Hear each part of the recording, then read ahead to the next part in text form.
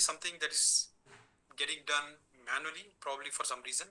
There could be a way in which AI could do that easily and faster.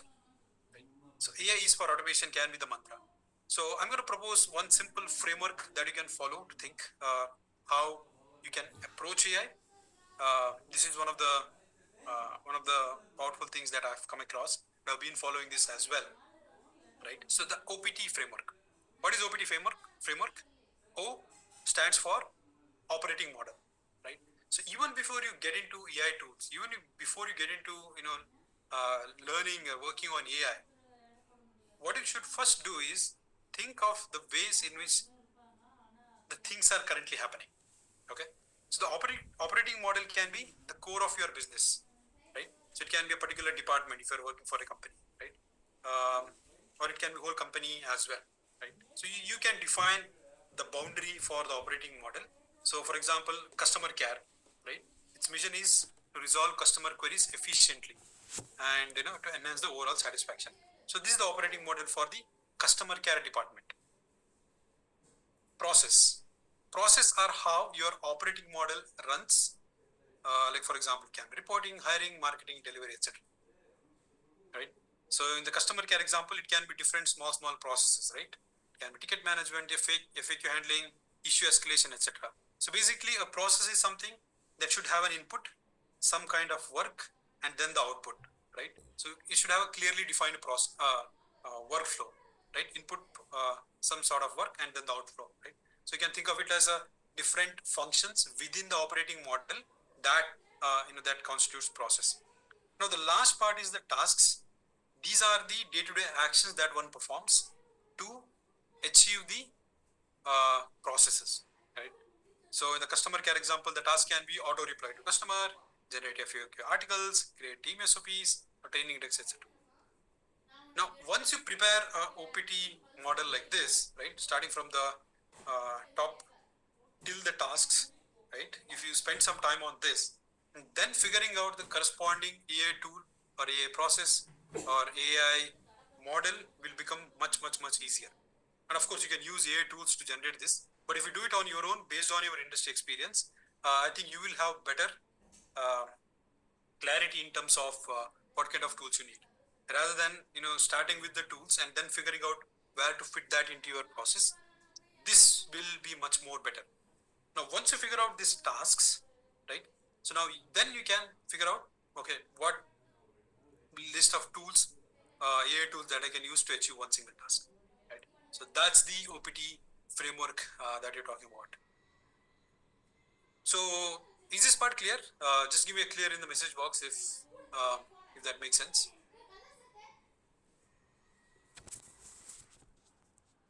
Okay, okay, cool, perfect. All right. So let's proceed.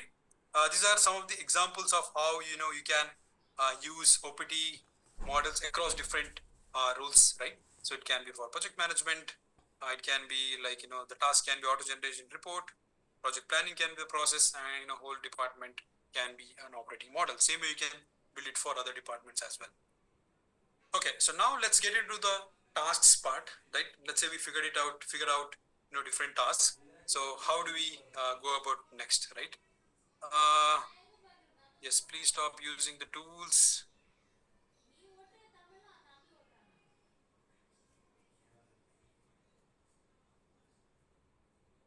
Okay, so we're going to share all the tools that we're going to discuss today with you. So stick around till the end and we will share it. Cool. Okay, so first is summarizing the web, right? Probably we'll start with the simpler tasks, which probably we might use it on a regular basis, and we will see how best we can use these tools to get things done. Perfect.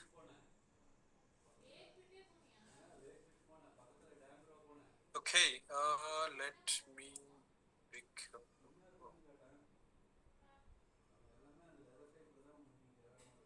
So let me pick on a random article here.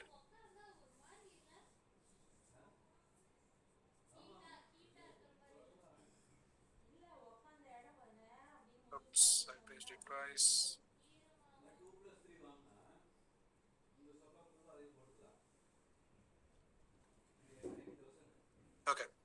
So this is an article on AI agents. Okay, this is a lengthy article. Okay, I don't have time to read this, right? And probably I wanted, a tool to summarize this one, right? That's our typical use case.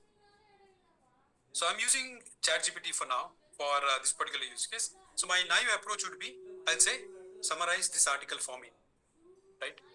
Um, Instead of that, what I'm going to use is I'm going to use some techniques from prompt engineering, and I'll use slightly different prompt so that I'll get the consistent results that I want. Okay.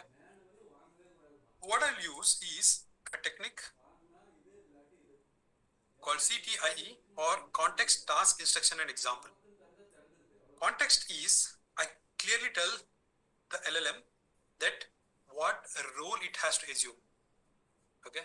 Should it be a generic LLM, or should it be an expert in one particular field? Context. Right. We can say that, act as a expert sales guy, or act as an expert doctor, right? Or act as expert programmer, anything, right? So if you specify the context, the response will be much, much, much better, right? So then you specify task. A task can be what you want the LLM to do. Okay. So maybe summarize this, go there and get the information, something like that, right? Third is the instruction. Now you have given the task, but is there any specific instruction it has to follow? For example, should it be within 50 words? Should it have more humor? Should it have more emojis, right? Or right, maybe make it more polite, or make it use simple English, right? So these kind of instructions, right? You can add those instructions. And finally, if you want it in a specific format, you can always give the examples, right? So I will use the same format here, and I will try to summarize this article. Okay. So first I'm giving the context. You are an AI expert with 20 years of experience in the research field. You summarize web content effectively. Your purpose is to extract and present the most essential information, and easy to understand format. Okay. Then I give the instruction. Summarize the content of the web page by capturing its purpose, key details, and tone. Okay. The summary should be concise and comprehensive. Then I'll give the instructions here. Determine the purpose. Identify and include the most critical details, such as main topics, arguments, etc. And limit the summary of 2000 words. Maybe I'll make it 500 words so that you can quickly read it. Ensuring no critical details are omitted. And then I'll finally pass the URL. Okay. Then I'll enable this search so that you can go and search that.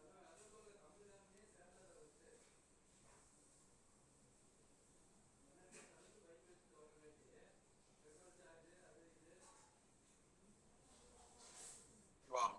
Awesome.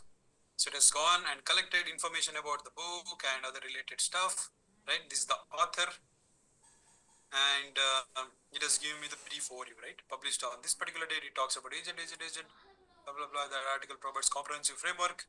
The purpose of the article is this. The article seeks to demystify these concepts, defining concept, exploring, blah, blah, blah, blah, blah. Okay, right? So I got the condensed version of that, right? So I got exactly what I wanted. No, it doesn't stop there, okay? So I've also asked for other details, right? Purpose and yeah, promotional, etc., and reflect in the summary. Okay. I also said your purpose is to extract the most essential information, concise, structured manner. The summary should be concise, comprehensive, giving the clear understanding of the page. Okay. So now, once it has given me the purpose, then it is giving me the key details there.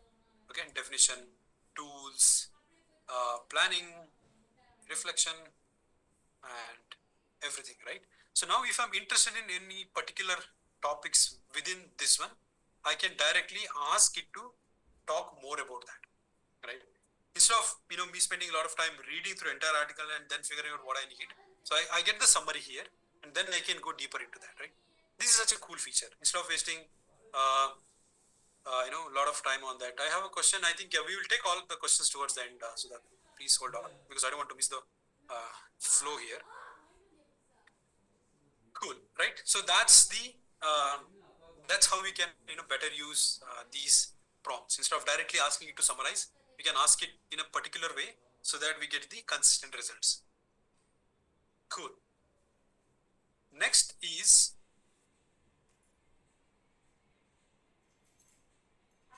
okay. TI